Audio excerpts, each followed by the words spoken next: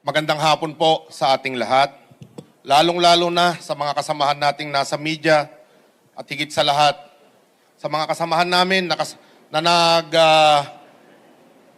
kakaisa ngayon dito sa Quirino Grandstand pero wala pong strike. Nandito po kami upang maghain ng Certificate of Candidacy para senador. Marami na po sa amin ang nawalan ng hanap buhay. At ang iba po sa amin, buhay na ang nawala. Simula nang ipatupad ang programa ng PUBMP o ang pag-phase out sa aming mga jeepneys, marami ho ang naghirap, marami ho ang naabuso sa aming sektor. Na pati ang ating mga mahal na mananakay ay nagdurusa sa hindi tamang implementasyon at pagpapatupad ng PUBMP. Makasarili, mapang-abuso, at pinapanigan lamang nito ang mga malalaking kapitalista, ang mga maralitang Pilipino, ang mga ordinaryong tsuper at operator, mga ordinaryong manggagawa ang apektado nito. Ang public transportation ang backbone ng ating ekonomiya. Pero, tinatanggalan kami ng hanap buhay, tinatanggalan kami ng kabuhayan na dapat ang Estado ang magbibigay nito sa amin. Kaya kami nagdesisyon, hindi man kami pinalad dito sa party list na hanggang ngayon, hindi ho kami nakakakuha ng resolusyon. Hindi ko alam kung bakit 3 beses na kaming umakyat sa COMELEC upang mag-follow up. Baka pine-personal kami. Huwag naman sana. Kasi ito yung sektor na totoong marginalized. Galing kami lahat sa kalsada. Sana masuportahan nyo po. Hindi lamang po hanap buhay ng ordinaryong tsuper, pati po ng mga mananakay, manggagawa na siyang humuhubog sa ating bayan. Siyang nagpapaunlad ng ating bayan. Ayaw natin sa phase out. Gusto natin kahit papano makapag-modernize. Pwede naman natin siyang i-rehabilitate. Pero ano ang ginagawa? Ibang kultura ang niyayakap natin.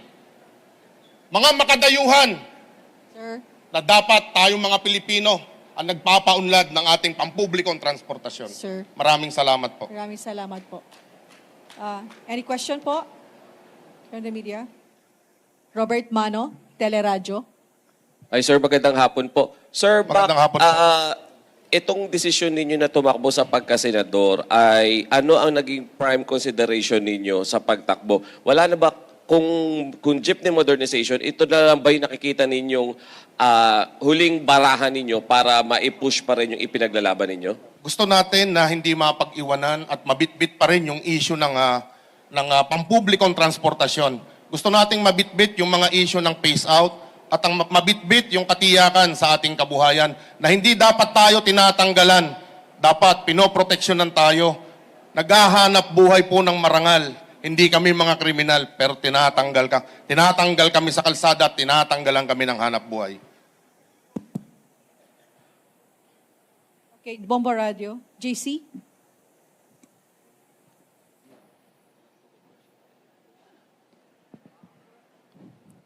Sir, magandang hapon po. Magandang hapon JC po ng Bomba Radio. Sir, maliwanag po sa amin yung inyo pong pinaglalaban, partikular sa yung isinusulong po na PUV Modernization Program. At ano po, iba pa pong legislation ang isusulong po natin sakali po na makasecure po tayo ng seat sa Senado po. Maraming salamat po. Gusto natin na maisabatas yung PUBMP. Gusto natin maisabatas yung katiyakan sa hanap buhay na dapat kapag ang programa, nakakabuhay dapat, hindi dapat nakakamatay, hindi dapat mapangapi, dapat hindi na pag-iiwanan yung mga apektadong sektor o yung mga stakeholders nito. Okay. Jan? Inquirer.net. Sir, magandang hapon. Magandang hapon po. Meron na po kasi tayo sa party list, sir, no, na mga piston, na para sa mga transport, sir. May mga magtatanong po na parang hindi po ba mas akma kung kayo po ay tumakbo ng party list group? Tama po kayo, napakagandang tanong. Hindi ko po malaman sa COMELEC kung bakit ayaw kaming palusutin. Katulad po nung sinabi ko kanina, nag-file kami ng application for accreditation. Hanggang ngayon, wala po kaming nakukuhang resolusyon. Kung ano ang nangyari doon sa ipinail namin, sinasabi nila, nagbigay ng kopya sa abogado, dapat kami na umaakyat doon. Ang unang-unang mabigyan ng copy ng resolusyon, kung ano man ang nilalaman nito, unang-una, constitutional rights po namin ito. Pangalawa, nagpasa kami ng manifestation para makahingi. Unang-una, ako po. Pangalawa, ako po yung petitioner. Bakit ayaw akong bigyan? Ano ang meron? Tinatanong natin sila, yun na daw yun. Yun na daw po ang sagot. So wala po tayong nakuhang malinaw na kasagutan sa Commission on Election, pasintabi po, hindi naman po lahat. Kung titignan po natin, karamihan, hindi rin po lahat, karamihan ng tumatakbo sa party list, kung hindi anak ng mga kontraktor, anak ng mga mayayaman, anak ng negosyante, anak ng mga politikong kilala sa ating lipunan. Yun lamang ang na-accredit. Isa-isahin natin, tignan natin kung sino ang mga nominee sa lahat ng mga party list na yan at kung saan sila galing. Yung mga talagang marginalized na nanggaling doon sa sektor, iilan lamang kung meron man ang tunay na nagre-representa sa mga party list na to.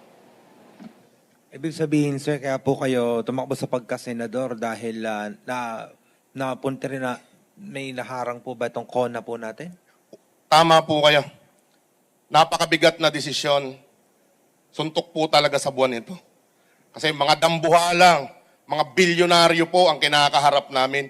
Mga prominenteng pangalan sa lipunan na lagi na lamang po nating nakikita. Gusto rin nating itaas ang antas ng kamalayan ng ating mga botante, ng mamamayan na panahon na siguro na talagang mamili tayo ng mga talagang maglilingkod sa bayan. Kami, may eleksyon o wala, lumalaban kami, ibinubuwis namin ang aming buhay. Talagang pinaglalaban namin ang aming mga kabuhayan.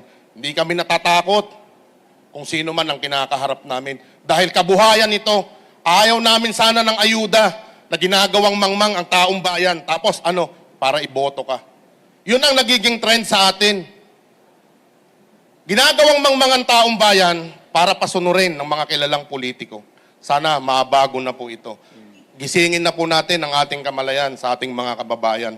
Mahirap itong kinakaharap namin, pero kagaya ng sinasabi ko, lumalabang kami. Hindi kami sumusuko kahit sa anumang laban. Patong-patong na kaso ang binigay sa akin ng Estado, halos 20. Pero hinarap ko lahat ito. From Ay. John, ABS-CBN, John. Yes, sir. Kanina po nandito si ex-governor Chavit Singson and sabi niya yung pinaka gusto niyang isulong na programa pag nanalo siya ay yung modernization. Tapos willing daw siyang i-offer yung mga units ng e-jeepney for 1.2 million instead of 3 million. Sasagutin niya yung lugi. Feasible po ba yun? Ano masasabi niyo? Kasi parang nakausap niya daw po kayo. Opo. At saka ibang transport groups. Tama po, nagkausap din po kami. Lahat ng avenues, lahat po ng measures ginagawa natin para matulungan natin itong ating pampublikong transportasyon na magkaroon ng efficient na public transportation. Hindi po kami tutol sa modernisasyon.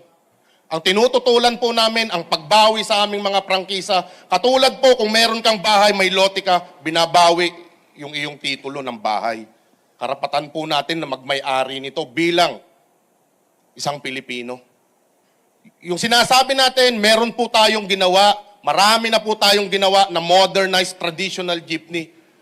Matibay na, mura pa. Napanatili yung kultura ng ating bansa na talagang tinatangkilik, hindi lang ng mga Pilipino.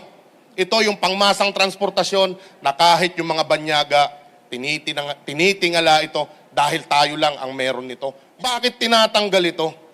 Pinakita na namin ng paulit-ulit.